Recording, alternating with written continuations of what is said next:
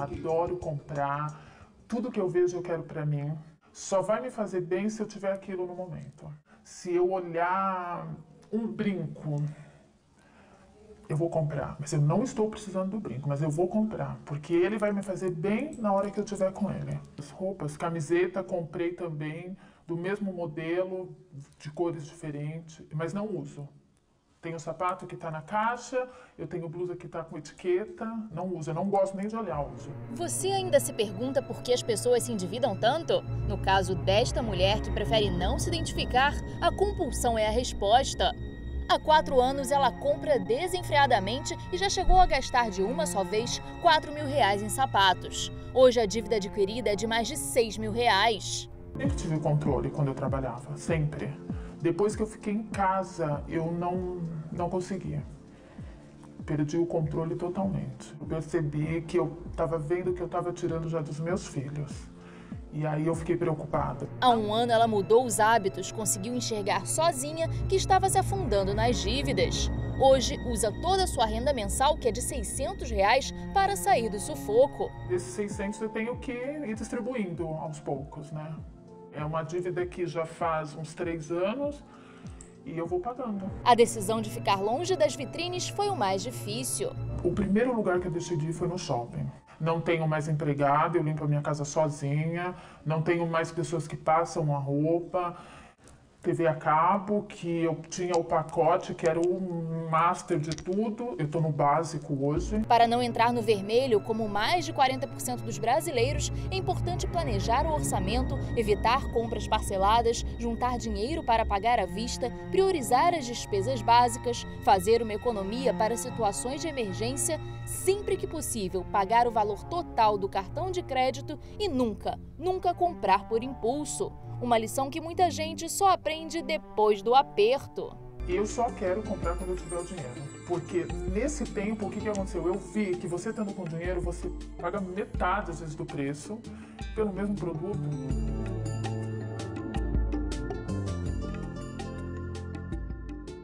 Mas não é fácil porque as limitações passam a ser muito grandes. Ela fica sem opções de lazer, ela fica sofrendo porque ela vai deixar de ter os recursos ou facilidades do dia a dia, então ela vai ter que cortar. Ela sabe que vai chegar uma conta, ela não tem como pagar, então ela fica tentando, rebolando para conseguir pagar todas as contas do mês. E isso gera estresse, ansiedade, quadros de depressão, pessoas elas realmente ficam sem dormir. Em casos como o que acabamos de mostrar, quando há compulsividade, o perigo é ainda maior. A psicóloga explica que tratar um dependente em compras é tão difícil quanto tratar um dependente em drogas. A compra compulsiva hoje ela é vista como uma questão de dependência comportamental e a outra questão é dependência química, então, mas elas têm características muito semelhantes. Mas uma não tira a sua consciência, mas faz você ter uma série de prejuízos familiares, de relacionamento, profissionais, enfim, na sua vida pessoal como um todo. Mas enquanto algumas compulsivas se envergonham e não mostram o rosto, outras são declaradas. A Rosângela se declara uma consumidora compulsiva. Mais da metade do salário é para pagar a dívida, fora as compras novas, não é isso, Rosângela? Com certeza. Mas assim, a gente gasta, mas a gente não tem noção do que a gente vai no final do mês se comprometer com o salário. Mas assim, o gostoso é gastar. A gente sente um prazer enorme. Por mais que a gente não queira, a gente sabe que tem uma dívida para pagar no outro mês, no próximo mês, mas está gastando por conta. Chega no outro mês, está tudo uma conta em cima da outra e quando a gente vai ver, foi o nosso salário todo. E ela conta qual a maior dificuldade que já enfrentou por causa de todas essas dívidas adquiridas. Eu comprava as coisas e não tinha noção dos juros. E quando chegava as contas, eu atrasava um mês, aí pagava sempre o mínimo. Então eu tive que renegociar a dívida para poder conseguir, entendeu? Finalizar a dívida, mas eu nunca conseguia. Aí teve uma hora que eu esperei, eu falei, sabe de uma coisa, o nome no SPC, Serasa.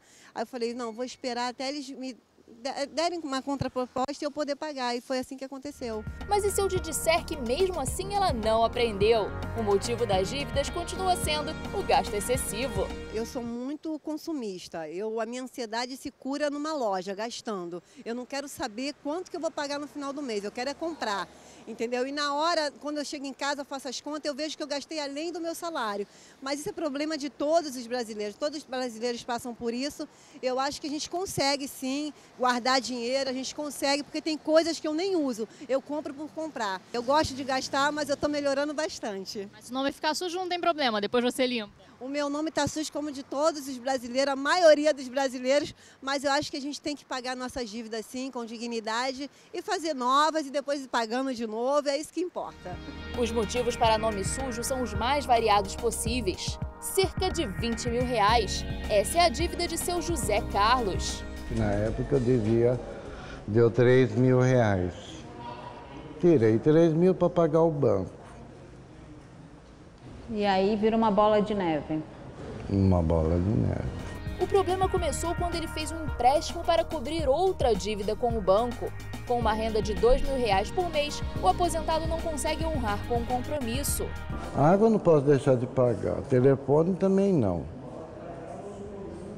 Em luz também não. Não é que eu não queira pagar, mas eu quero que os juros sejam bem menores do que eles estão querendo. O advogado Cláudio Viana, do escritório César Romero Viana e Associados, conhece bem casos como o do seu José. Nós temos exemplo da nossa atividade profissional que muitas vezes recebemos em consulta idosos, por exemplo, que vem trazendo dívidas acarretadas ao longo da vida, como também novas dívidas adquiridas em razão desses financiamentos, muitas vezes efetivados através de desconto em contra-cheque e tudo mais. Então, indiscutivelmente, há necessidade efetiva de um bom planejamento antes de se entrar em qualquer compromisso onde o pagamento é feito ao longo do tempo. Mas os problemas para os aposentados vão além desses. É importante destacar também que muitas vezes as pessoas entram em dívidas, principalmente idosos, quando fazem parcelamentos de empréstimos, às vezes não para atender às necessidades deles próprios, mas atender às necessidades de filho, netos, pessoas que às vezes não têm uma atividade profissional remunerada e se encostam nestas pessoas que muitas vezes possuem um contra-cheque em razão de uma vida de trabalho para chegar na hora de desfrutar da sua idade, desfrutar do seu lazer, ter que arcar com responsabilidades que muitas vezes não deveria estar arcando. Ou seja, pessoas que geram dívidas para toda a família. E você sabe qual vem sendo um outro causador de gastos e, consequentemente, de dívidas? Os carros. Isso mesmo, a realização do sonho do carro próprio não deve ser feita por impulso. O recorde na venda de veículos tem aumentado o número de inadimplência no setor.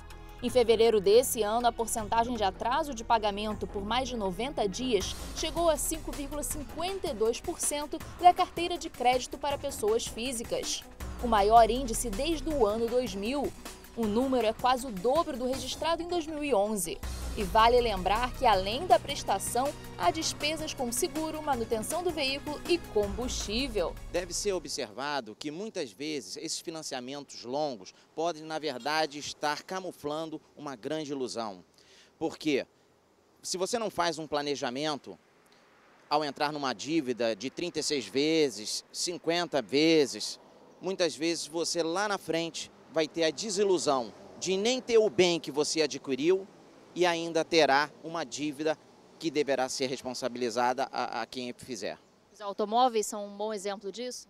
O automóvel é um bom exemplo disso, porque às vezes as pessoas, na ansiedade de adquirir um carro, um bem, entram num financiamento em 24 vezes, 36 vezes, acreditando que terá condições de pagar, mas 36 meses é um período muito longo, muitas coisas acontecem e nem sempre há a condição do pagamento.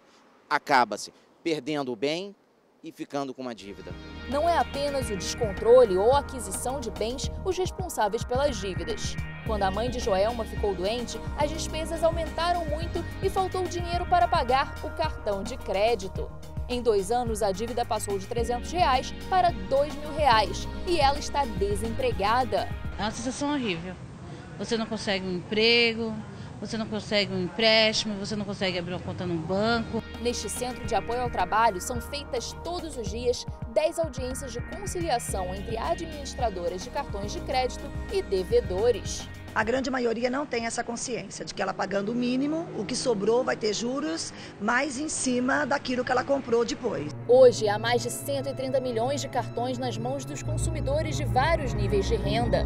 Mesmo nas classes D e E, 1/3 dos brasileiros já tem cartão de crédito. Já que o cartão ele facilita a compra, a pessoa tem que pensar bastante antes de comprar. Este consultor faz as contas para mostrar como cresce rapidamente uma dívida no crédito rotativo, com juros de 10% ao mês em média. Se você tem uma dívida de R$1.000, por exemplo, no cartão, e não paga nem o mínimo do rotativo, não paga nada, em 8 meses aproximadamente, essa dívida dobrou. O rotativo é proibitivo, então ele com certeza encontra taxas menores em outras opções de financiamento, seja na própria administradora do cartão de crédito ou mesmo no banco com o qual ele trabalha. Márcia usava o cartão de crédito há mais de 20 anos e foi naquela hora do aperto que descobriu que a dívida tinha dobrado. Procurou então um profissional e agora move uma ação contra o banco. Eu pagava o mínimo e voltava o outro mês, era o mesmo valor. Mínimo, mesmo valor. Então eu falei, eu tenho que parar com isso. Porque eu não consigo pagar nem o que está de mínimo. Imagina você ficar com o mesmo valor todo mês, você não vê aquilo acabar. Quando você abre a conta, o cartão já vem junto. E esse contrato nem vem, às vezes, ou quando vem, você já usou.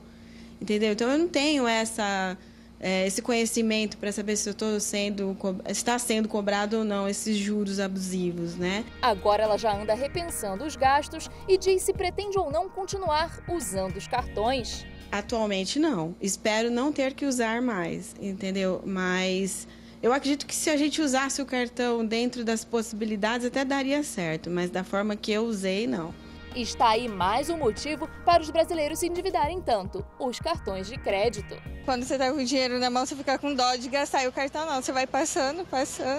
Tem prazo, né? É muito bom usar. Facilidade que pode sair caro. A partir desse financiamento do saldo que eu deixo no cartão de crédito, é aí que normalmente a maioria das pessoas acaba indo para o caminho da inadimplência.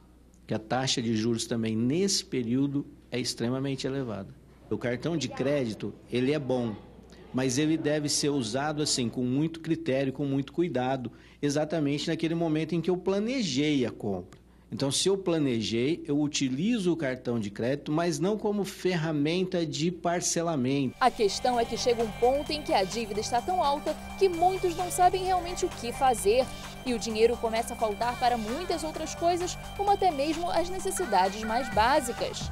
E quando a família toda, principalmente os filhos, são prejudicados, é que o desespero chega.